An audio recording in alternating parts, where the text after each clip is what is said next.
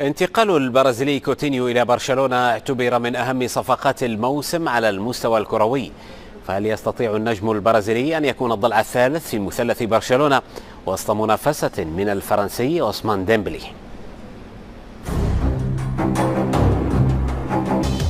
أخيرا البرازيلي الذي أسال مداد الصحافة العالمية يحط رحاله في كاتالونيا.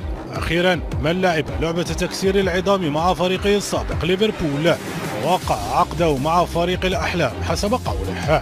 فيليبي كوتينيو ورحلة البحث عن مكان في كتيبة كاتالونيا. ابن البرازيل جاء لإكمال معادلة نقصت سلفا برحيل مواطني نيمار جونيور إلى باريس سان جيرمان. الفريق الكتالوني ظل يطارد هذا اللاعب لإكمال الثالوث الذي انتظرته جماهير البلاوغرانا: ميسي، سواريز وكوتينيو. لكن علامات الاستفهام قد تعلن عن نفسها حول مكانة الفرنسي عثمان ديمبلي وسط هؤلاء، لأنه كلف خزانة الفريق الملايين كذلك. لاعب بروسيا دورتموند سابقا وجد نفسه يقارع الإصابة مع وصوله لكاتالونيا، وعندما عاد الفرنسي لإثبات ذاته وسط الكبار وجد صاحب الملايين فيليبي كوتينيو يقض مضجعه في مفكرة المدرب إرنستو فالفيردي. ولأن كوتينيو لن يكون باستطاعته اللعب في تشامبيونز ليج مع الكتالونيين هذا الموسم، سيكون على ديمبلي أن يكون حاسما في مباريات سيدة أوروبا.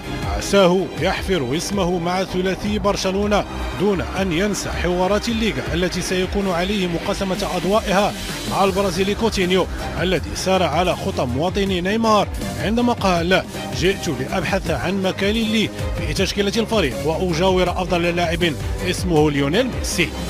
هنا الكلام قد ينتهي، لأن وحده لابولغا القادر على إنجاح هذه الصفقة من عدمها على أمل أن يمنح اللاعب الإضافة المرجوة منها والتي ينتظرها آلاف الكتالونيين بفارغ الصبر لرش مزيد من الملح على جراح المدريديين هذا الموسم، لأن مقياس الصفقات تحدد درجته بين الاثنين.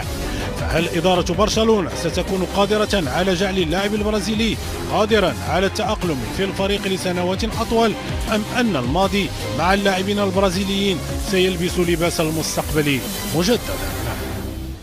في الجديد البرازيلي فيليبي كوتينيو لوسائل الإعلام، ووقع كوتينيو عقد انتقاله رسميا إلى الفريق الكتالوني قادما من ليفربول بصفقة قياسية.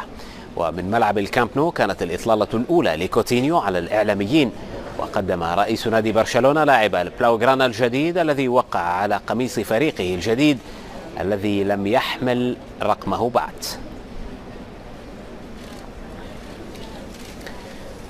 وأوضح كوتينيو أنه سعيد باللعب إلى جانب الأرجنتيني ليونيل ميسي الذي سيتعرف عليه مستقبلا، مبينا في الوقت ذاته أنه لم يأتي لتعويض فراغ نيمار، فهما مختلفان في طريقة اللعب ومكانه.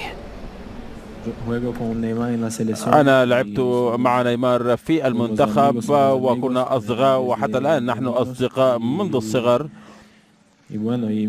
وأيضا ميسي بكل تأكيد سأتعرف عليه الآن، هو لاعب رائع جدا، وأنا سعيد جدا وفخور أن بإمكاني أن أقول أنني سألعب إلى جانب هذا اللاعب الرائع وبعض الزملاء الآخرين. بكل تأكيد هما لاعبان رائعين. نحن لاعبان مختلفان. نيمار هو لاعب رائع وكبير جدا كما قلت لكم، ولكن لدينا خصائص مختلفة، وأنا أتي هنا لأبحث عن مكان لي. من جهة أخرى أكد كوتينيو أنه كان مصرا على الانتقال إلى برشلونة، مبينا أن رئيس ليفربول كان يريد التمسك به، شاكرا في الوقت ذاته جمهور الفريق الإنجليزي على مساندته في السابق. بكل تأكيد أشكر نادي ليفربول أيضا لهذه ال5 سنوات الرائعة التي لعبت فيها في صفوفهم، وأيضا رئيس النادي الذي تفهم أنني كنت أريد تحقيق هذا الحلم وحاولوا